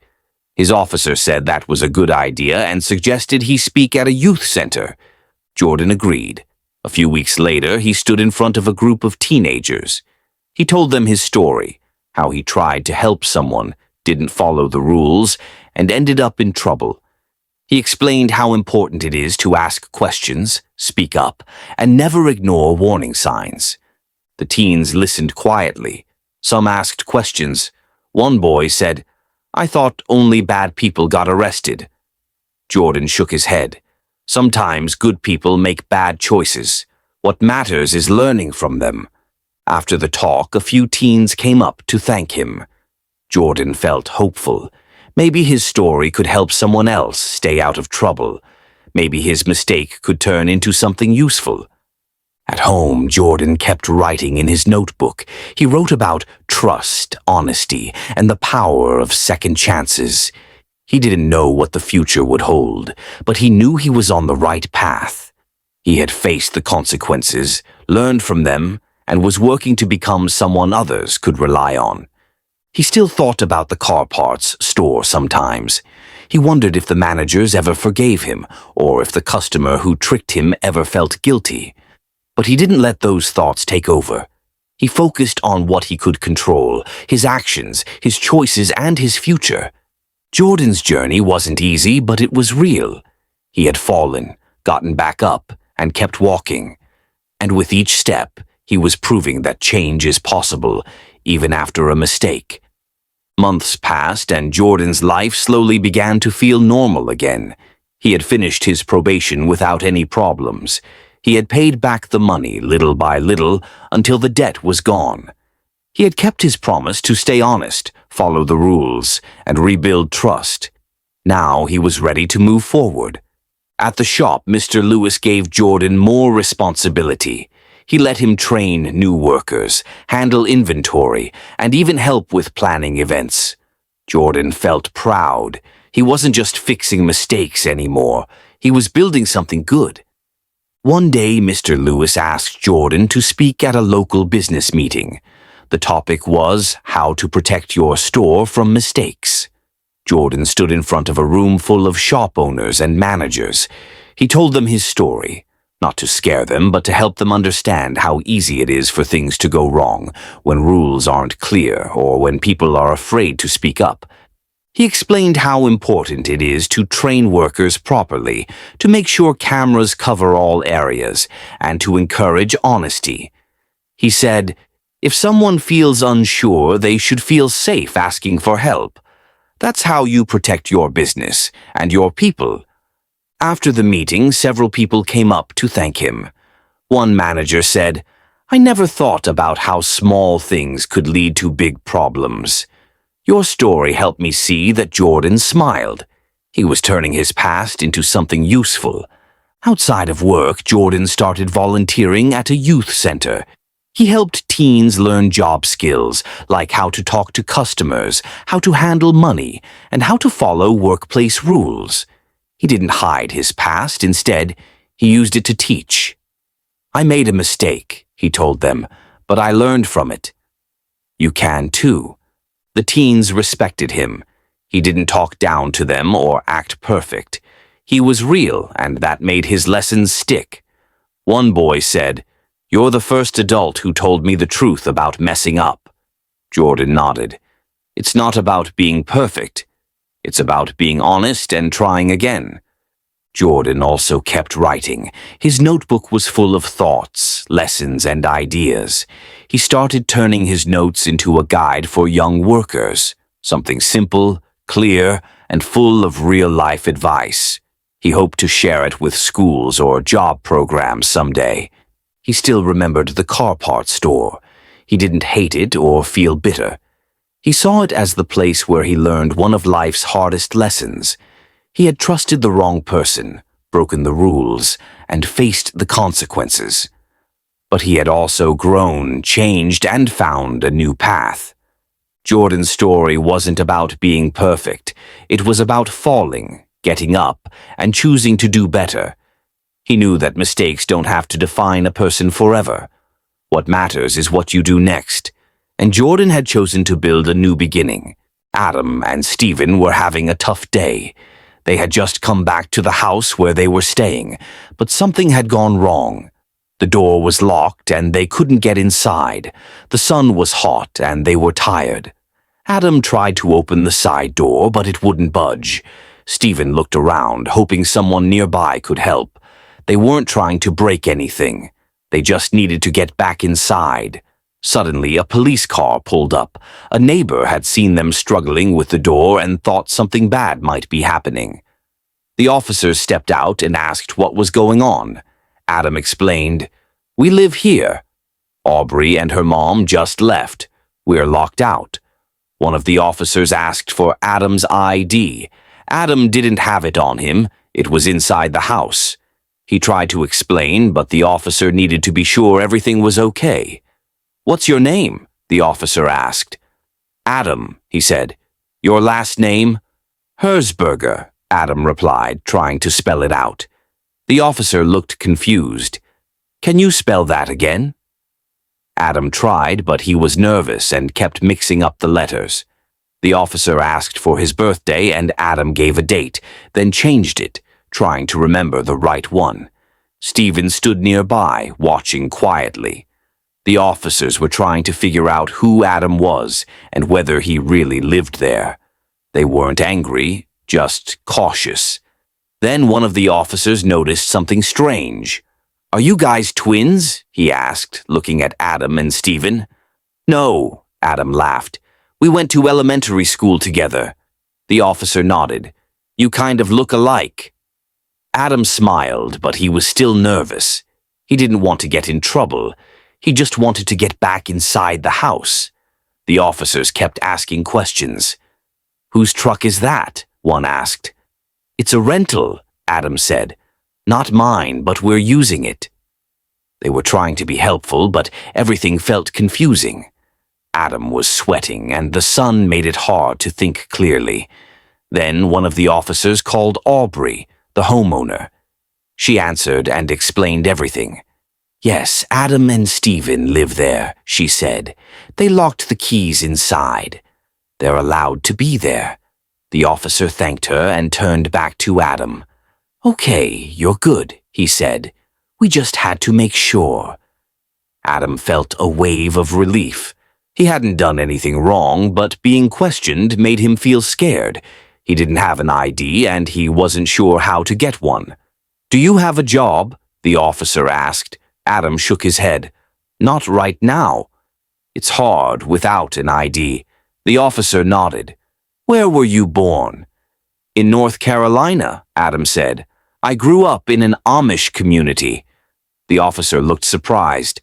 "Really?" "Yeah," Adam said. "We didn't have birth certificates or social security numbers." "That's just how it was." The officer listened carefully. Adam explained that his uncle had helped him move away from the community. They had traveled to different places, trying to start a new life. "My uncle passed away," Adam said quietly. "Now I'm just trying to figure things out." The officer was kind. "You'll need to go to the Social Security office," he said. "They can help you get an ID." Adam nodded. He wanted to do things the right way, but it was hard. He didn't have papers, and he didn't know where to start. As they talked, Adam kept trying to open the door. He didn't want to break anything, but he needed to get inside. The officer stayed nearby, watching and talking with him. "I'm not trying to cause trouble," Adam said. "I just want to go home." The officer believed him. He could see that Adam was doing his best, and so, under the hot sun, with questions swirling and doors locked tight, Adam's story began. Not just about a house, but about finding his place in the world. After the police left and Adam and Stephen finally got back inside, things seemed calm again. But not for long. There was a neighbor who lived nearby, someone who didn't seem to like them very much. He watched everything they did. If they walked outside, he stared. If they parked the car, he took pictures. It felt strange, like they were being followed without moving. Adam tried to ignore it. He had bigger things to worry about. Finding a job, getting an ID, and figuring out how to live in a world that felt new and confusing. But the neighbor didn't stop. One day, Adam was walking to the mailbox when the neighbor came outside and started yelling. "You don't belong here," he shouted. Adam froze. He hadn't done anything wrong. He was just getting the mail. Stephen came out to see what was going on. "Is everything okay?" he asked. The neighbor pointed at them. "I've called the police." "You're trespassing." Adam felt his heart race. "We live here," he said. "Aubrey said it's okay." But the neighbor didn't listen. He kept shouting, saying things that didn't make sense. It was scary, and Adam didn't know what to do. Later that day, another police car showed up. The same officers from before came out and talked to Adam and Stephen. "We got another call," one of them said. "Your neighbor thinks something's wrong." Adam sighed. "We're not doing anything. We're just trying to live here." The officer nodded. "We know." We talked to Aubrey again. Everything checks out. But the neighbor kept calling. Every time Adam stepped outside, he worried someone might show up and ask questions. It felt like being watched all the time. Stephen tried to cheer him up. "Let's go for a walk," he said. "Get some fresh air." They walked down the street, talking about their childhoods and the things they missed. Adam told Stephen about growing up in the Amish community, how they didn't use phones or cars, and how everything was quiet and simple. "I didn't even know what a movie was," Adam said. "We didn't have electricity." Stephen listened closely. "That's wild," he said. "But you're here now. You're learning." Adam smiled. "Yeah, it's just hard sometimes." They walked back to the house, hoping the neighbor wouldn't be outside, but he was, standing on his porch, arms crossed, watching. Adam didn't say anything. He just went inside and closed the door. That night he sat on the couch and thought about everything. He wanted to be safe. He wanted to belong. But it felt like someone was always trying to push him away. Stephen sat beside him. "You're doing great," he said. "Don't let him get to you." Adam nodded. "I'm trying." And so, with each day that passed, Adam learned more, not just about the world, but about himself. He learned how to stay calm when things felt scary, how to speak up when people didn't understand, and how to keep going even when the road was rough. The neighbor might have been loud, but Adam's heart was louder, with hope, courage, and the quiet strength of someone who had come a long way. One morning, Adam woke up to find a letter slipped under the door. It wasn't from Aubrey or Stephen. It was from someone official. Maybe the city, maybe the police. He picked it up and read the first few lines. His heart sank. The letter said that someone had complained about him. It said he wasn't allowed to stay in the house anymore. It didn't make sense. Aubrey had said he could live there. She had even talked to the police before and told them everything was okay. Adam showed the letter to Stephen. "What does this mean?" he asked. Stephen read it carefully. "It looks like the neighbor complained again. Maybe they're trying to get you kicked out." Adam felt a mix of sadness and frustration. Why would someone do that? "I'm not hurting anyone." Stephen nodded. "I know. But sometimes people don't understand. They get scared or angry for no reason." Adam sat down and stared at the letter. He had worked so hard to feel safe. Now it felt like everything was falling apart. Later that day, Aubrey came by. She looked worried. "I got a call," she said. "They said you're not allowed to stay here anymore." Adam's eyes widened. "But you said I could." "I did," Aubrey said. "But the city says it's not legal." Something about zoning and rules. Adam didn't understand all the words. He just knew he might have to leave. "I don't have anywhere else to go," he said quietly. Aubrey sat beside him. "We'll figure something out. I promise Stephen joined them. We'll help you. You're not alone." That night, Adam couldn't sleep. He kept thinking about the neighbor, the letter, and the rules he didn't understand. He had come so far from a quiet Amish town to a busy city, and now it felt like the world was pushing him away again. He remembered something his uncle used to say. "Even when the road is rough, keep walking." Adam whispered those words to himself. Keep walking. The next morning, he made a plan. He would go to the city office and ask questions. He would explain his story. He would try to stay calm, even if things felt scary. Stephen offered to go with him. "You don't have to do this alone," he said. They walked into the building together. It was big and full of people. Adam held the letter tightly in his hand.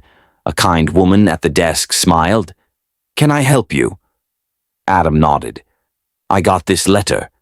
I don't understand it." She read it and looked thoughtful. "It's about housing rules," she said. "Let me find someone who can explain." A few minutes later, a man came out and sat with them.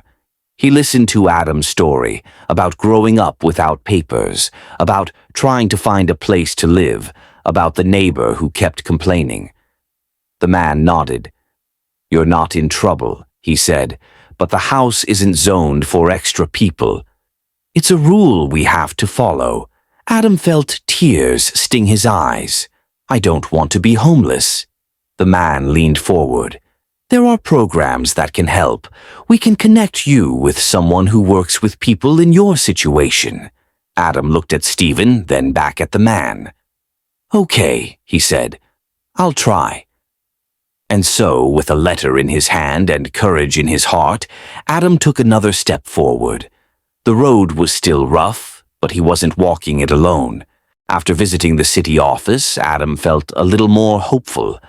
The man there had promised to help him find a place to stay, somewhere safe, where he wouldn't have to worry about neighbors or confusing rules. A few days later, Adam got a phone call.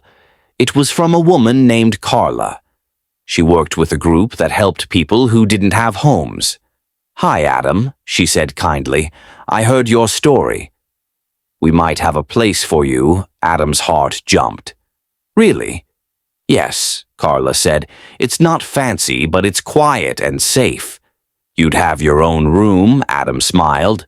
"That sounds perfect." Stephen helped him pack. He didn't have much. Just a few clothes, some books, and a photo of his uncle. They loaded everything into the rental truck and drove across town. The new place was a small building with a garden in front. Carla met them at the door. "Welcome," she said. "Let me show you around." Inside, the walls were painted soft colors.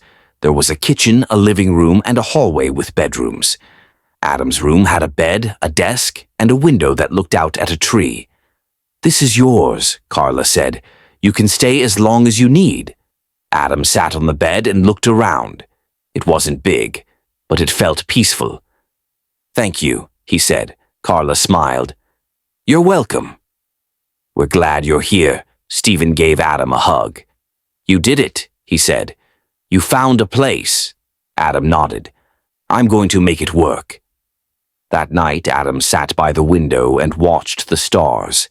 He thought about everything that had happened, the locked door, the neighbor, the letter, and the long walk to the city office. He remembered how scared he had felt, but now things were different. He had a room, a bed, and people who cared. The next morning, Carla gave him a list of things to do. "We'll help you get your ID," she said, "and maybe find a job." Adam looked at the list. It had words like Social Security Office and Job Center.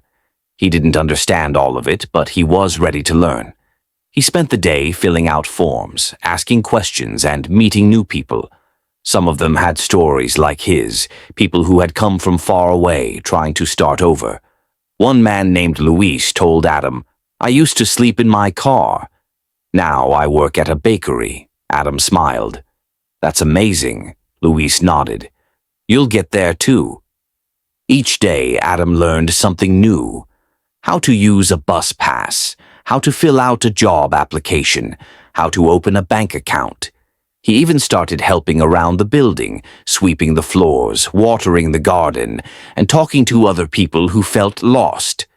"You're good at this," Carla said one day. "You make people feel welcome." Adam smiled. "I know what it's like to feel alone." Carla nodded. "That's why you're perfect for this place." And so, in a quiet room with a tree outside the window, Adam began to build a new life. It wasn't easy, but it was real, and every step he took made him stronger. Adam had been living in the new place for a few weeks. Every morning, he woke up early, made his bed, and helped clean the common areas. Carla noticed how responsible he was.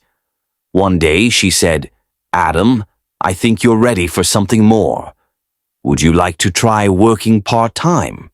Adam's eyes lit up. "Yes, I'd love to. There's a small cafe nearby," Carla explained. "They need someone to help with dishes and cleaning." "I can introduce you." Adam was nervous but excited. He had never worked in a cafe before. Back in the Amish community, he had helped with farming and building, but this was different. Carla walked with him to the cafe.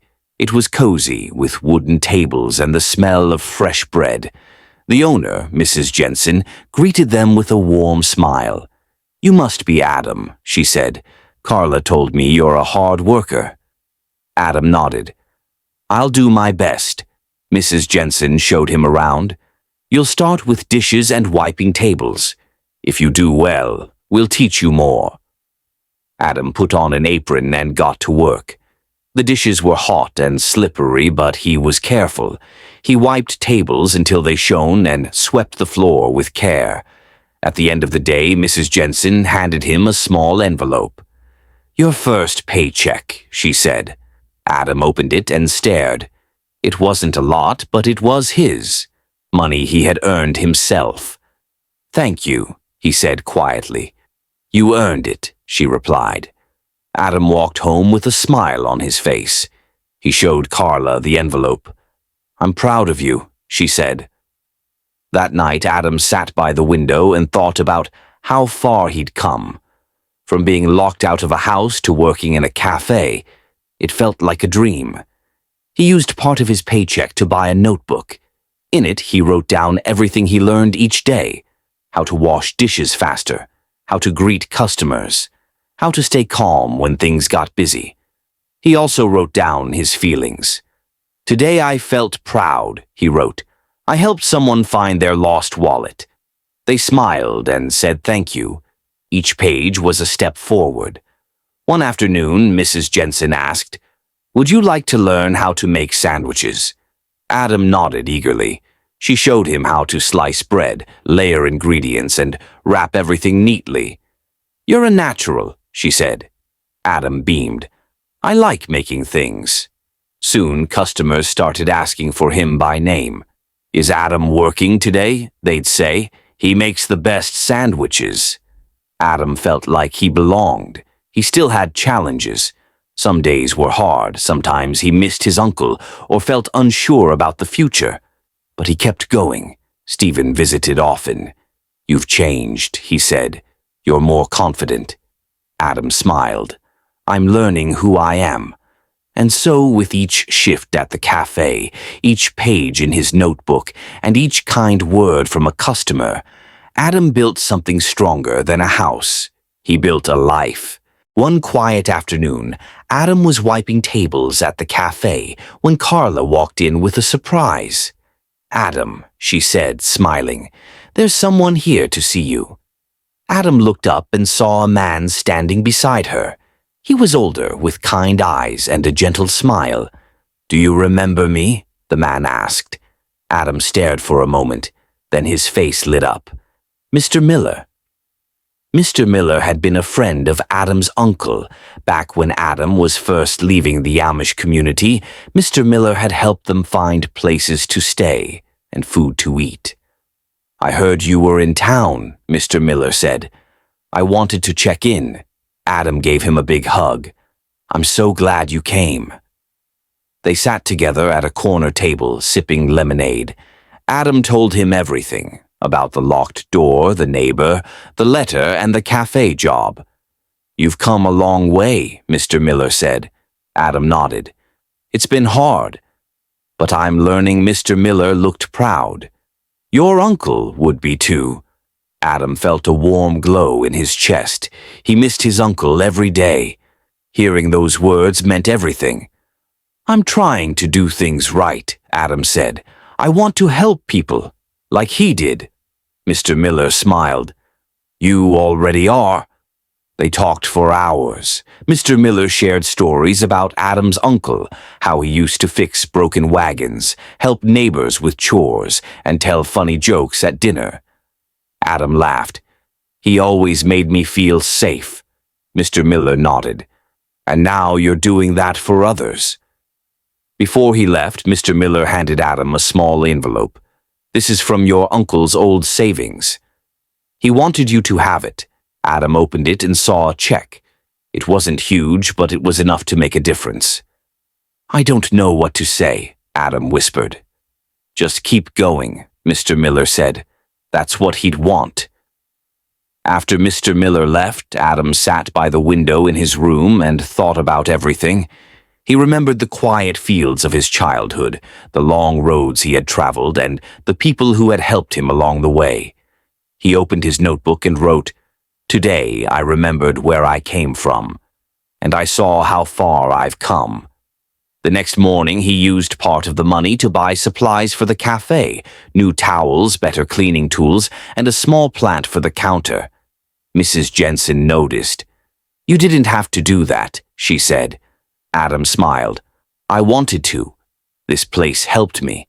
I want to help it too. She gave him a hug. You're one of the kindest people I've met. Adam felt proud, not because of the money, but because he was becoming someone who made others feel safe, just like his uncle had. And so, with memories in his heart and kindness in his hands, Adam kept building his life, one gentle step at a time. One morning at the cafe, Adam noticed something strange.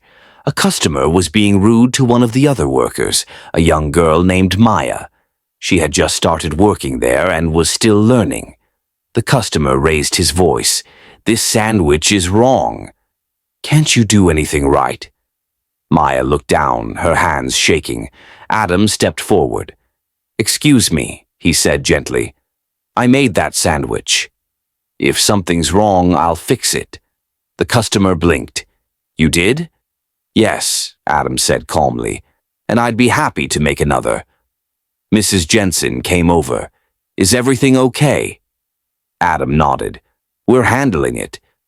The customer grumbled but accepted the new sandwich. Maya looked at Adam with wide eyes. Thank you, she whispered. Adam smiled. You're doing great. Don't let one bad moment ruin your day. After the customer left, Mrs. Jensen pulled Adam aside. That was brave, she said. You stood up for Maya without making things worse. Adam shrugged.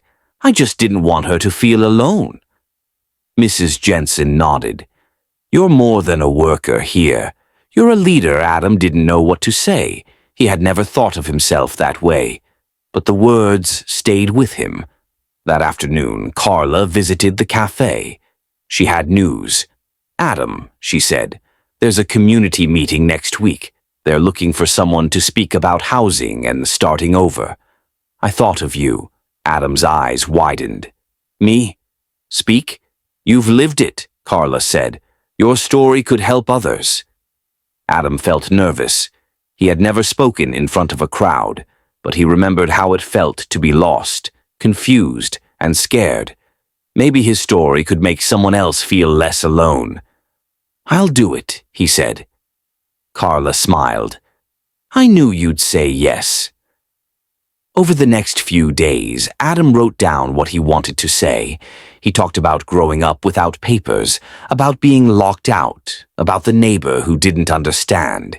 He wrote about kindness, about finding help, and about learning to believe in himself. Stephen helped him practice. Speak from your heart, he said. That's what people will remember. The night of the meeting, Adam stood in front of a small crowd. His hands trembled, but his voice was steady. I didn't know how to live in this world, he said, but people helped me. And now I want to help others. He told them about the cafe, about Maya, and about how one kind word could change everything. When he finished, the room was quiet. Then someone clapped. Then another. Soon everyone was clapping. Carla hugged him. You did it, Adam smiled. I think I want to keep doing this. And so, with courage in his voice and hope in his heart, Adam began a new chapter. Not just working, but speaking, leading, and helping others find their way. One sunny morning, Carla gathered everyone in the common room. We've been given a small grant, she said. We can use it to start a community garden. The room buzzed with excitement. A garden meant fresh vegetables, flowers, and a place to gather. Adam raised his hand. I'd love to help, he said. Carla smiled.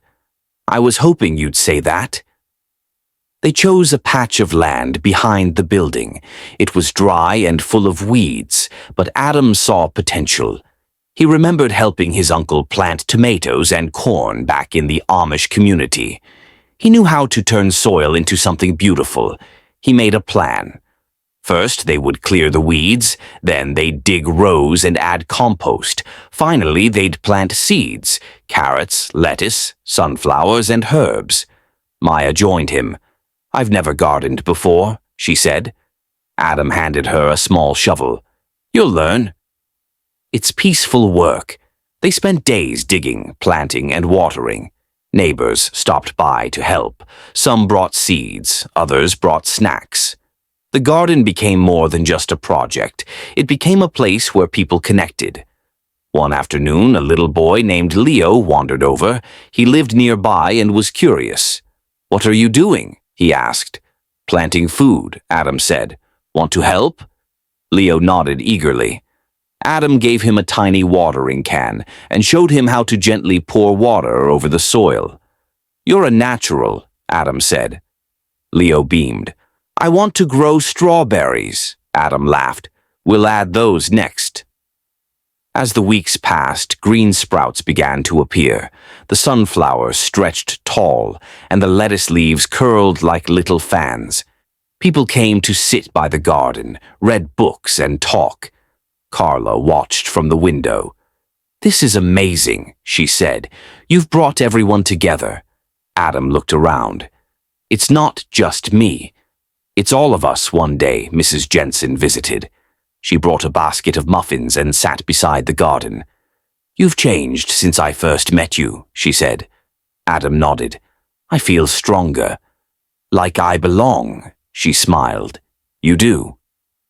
That evening, Adam wrote in his notebook, "Today I saw what kindness can grow. Not just plants, but friendships." The garden became a symbol of hope. It reminded everyone that even when life feels dry and full of weeds, something beautiful can bloom with care and patience. And so, with dirt on his hands and joy in his heart, Adam continued to grow, not just vegetables, but a life full of meaning. One sunny morning, Carla gathered everyone in the common room. "We've been given a small grant," she said. "We can use it to start a community garden." The room buzzed with excitement. A garden meant fresh vegetables, flowers, and a place to gather.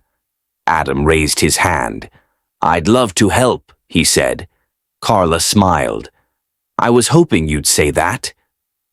They chose a patch of land behind the building. It was dry and full of weeds, but Adam saw potential. He remembered helping his uncle plant tomatoes and corn back in the Amish community. He knew how to turn soil into something beautiful. He made a plan. First, they would clear the weeds, then they'd dig rows and add compost.